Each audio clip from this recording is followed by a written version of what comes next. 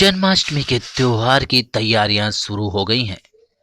पूरे देश में जन्माष्टमी के त्योहार को बड़ी ही धूमधाम से मनाया जाता है। इस त्योहार को कैसे मनाएं, बता रहे हैं पंडित वेद मूर्ति शास्त्री जी।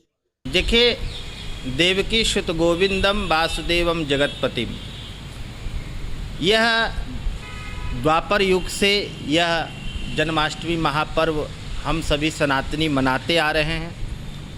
उसका मुख्य उद्देश्य ये है कि द्वापर काल में जब कंस का घोर अत्याचार समाज के प्रति बढ़ गया था, उसी समय कंस की एक बहन थी जिसका नाम था देवकी। बहुत प्रेम करता था वह कंस अपनी बहन से। जब वो युवा अवस्था को प्राप्त हुई तो कंस ने अपने हाथों से, अपने खर्चे से देवकी का बड़ा ही सुंदर और बड़ा ही अद्भुत तरीके से उसका विवाह पाणी ग्रहण संस्कार कराया वसुदेव जी के साथ। वसुदेव उस समय भी एक छोटे से देश के राजा हुआ करते थे। उनके साथ अपनी बहन का विवाह करवाया। तत्पश्चात जब अपनी बहन को, हमारे यहाँ प्रथा है कि जब बहन ससुराल जाती है तो भाई उसको अपने रथ में बिठा करके लेके जाता है छोड़ने के लिए। तो पहले हमारी यहाँ प्रथा ऐसी ही थी। तो कंस अपने रथ पर बिठा करके देवकी को उसके ससुराल लेके जा रहा था। उसी समय आकाशवाणी हुई कि अरे कंस, तुम किसको लेके जा रहे हो? इसी के गर्भ से जो 8वां पुत्र जन्म लेगा वही तुम्हारा काल होगा और उसी से तुम्हारी मृत्यु होगी। कंस को बड़ा आश्चर्यचकित हुआ इस बात को सुन करके, लेकिन वह बहुत प्रेम करता था अपनी बहन से। फिर भी सोचा कि नहीं, चलो ये मिथ्या है। लेकिन जब बार बार उसके कानों में ये शब्द सुनाई देने लगा तो उसको इस चीज़ के ऊपर विश्वास हो गया और उसने क्या किया कि अपनी बहन को और अपनी जीजा को, दोनों को ले जा कर के कारावास में बंद कर दिया। और बंद करने के बाद जो भी उससे पुत्र या पुत्री उत्पन्न होता था उसको वह मार दिया करता था। इसी तरह सिलसिला चलते चलते चलते अष्टम गर्भ पे आया।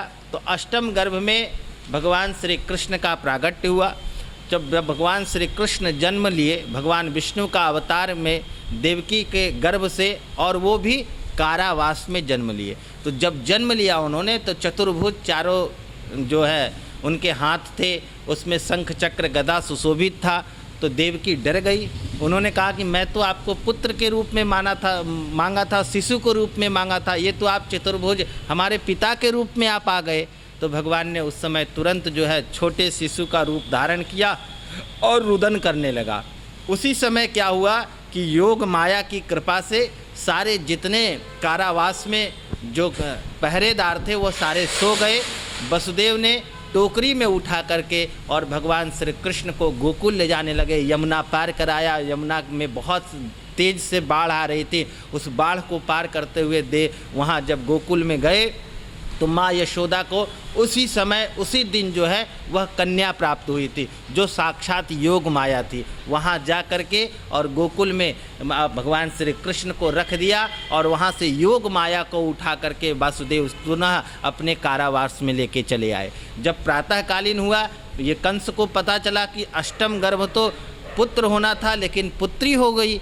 तो उन्होंने सोचा कि चलो पुत्री है, इसे छोड़ दिया जाए। लेकिन लोगों ने कहा कि हो सकता है यही तुम्हारा काल हो। तो उसने क्या किया कि उस पुत्री को भी पैर पकड़ के और पत्थर पर मारना चाहा। उसी समय वह पुत्री जो कन्या थी वह आकाश में उड़ गई और जा कर के वह विंध्याचल में जा कर के निवास कर गई। एक दुर्गा सप्तशती में एक श्लोक आता है, नंद गोप गृहे जाता यशोदा गर्भ संभवा ततौ नाशयिष्यामि विंध्याचल निवासनी। वही योग माया माँ जा कर के उत्तर प्रदेश में विंध्याचल में निवास करने लगी और भगवान श्री कृष्ण यहाँ गोकुल में उनका लालन पालन होने लगा, हंसता खेलते हुए, क्योंकि वो वहाँ पर सेफ हो गए। कंस को पता नहीं चल पाया और धीरे धीरे वह युवा अवस्था को हुए। तो ये जो कंस, जो दुराचारी कंस था, जो समाज के प्रति, लोगों के प्रति जो उसका कुव्यवहार था, उसको मिटाने के लिए भगवान कृष्ण और उनके भाई बलराम दोनों मिलकर के उस कंस का वध किया और इस समाज को, इस देश को, इस राष्ट्र को पूर्ण रूप से सुरक्षित किया।